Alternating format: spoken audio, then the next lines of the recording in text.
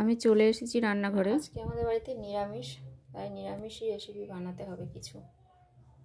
আজ পনিরের তরকারি করব, পনির আলু দিয়ে কিছু একটা বানাবো, সঙ্গে মটরশুঁটি দেব, টমেটো, কাঁচা লঙ্কা, আদা যেমন থাকে আর কি। ফোড়নে দেব জায়ফল, জয়ত্রী, একটু গন্ধটা হবে আর কি। এটা পরোটা দিয়ে খেতেই বেশি ভালো লাগে, কিন্তু আমি আজকে পোলাও বানাবো। আর মশলার মধ্যে থাকবে কাজু বাদাম, কিশমিশ, চালমগজ। তেল গরম হয়ে গেছে, এবার পনিরগুলো ভাজি।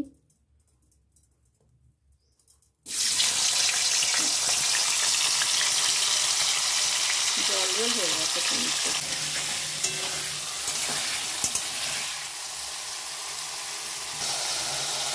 কাঁচা পনির কেউ খায় না আমাদের বাড়িতে, হালকা করে ভেজে নেবে। বেশ ভাজা হয়ে গেছে।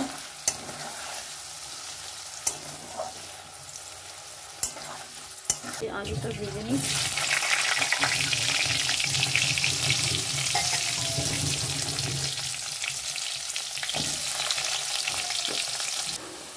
আলুটাও ভাজা হয়ে গেছে লাল লাল করে।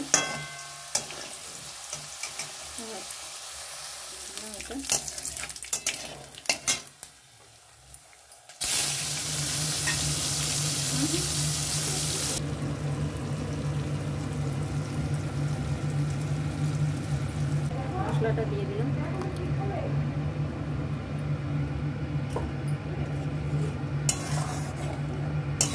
হলুদ দেব না,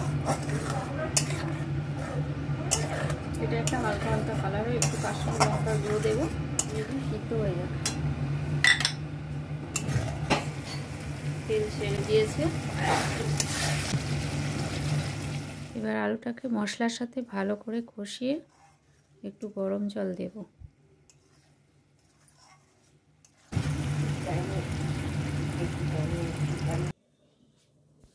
আজ আমাদের ব্রেকফাস্টটা ফল দিয়েই করতে হবে, কারণ অন্য কিছু করার মতো টাইম নেই হাতে, তাড়াতাড়ি রান্না শেষ করতে হবে। আলু সিদ্ধ হয়ে গেছে, এবার পনিরটাকে, আলু সিদ্ধ হয়ে গেছে, এবার পনিরটাকে ঢেলে দিই।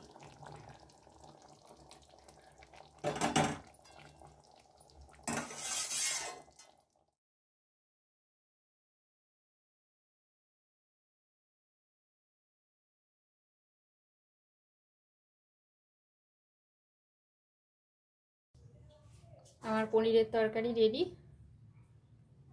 জানি না কেমন খেতে হয়েছে।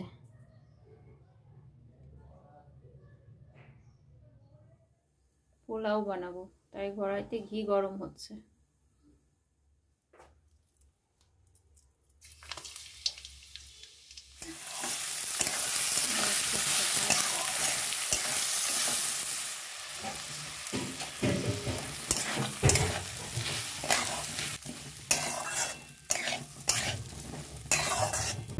পরিমাণ মতো চিনি দিয়ে দেব।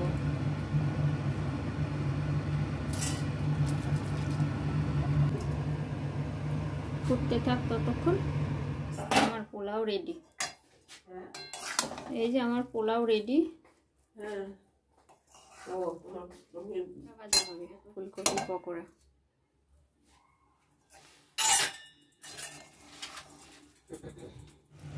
মা পকোড়া ভাজছে, কিন্তু কড়াটা এরকম কালো হয়ে গেছে কেন?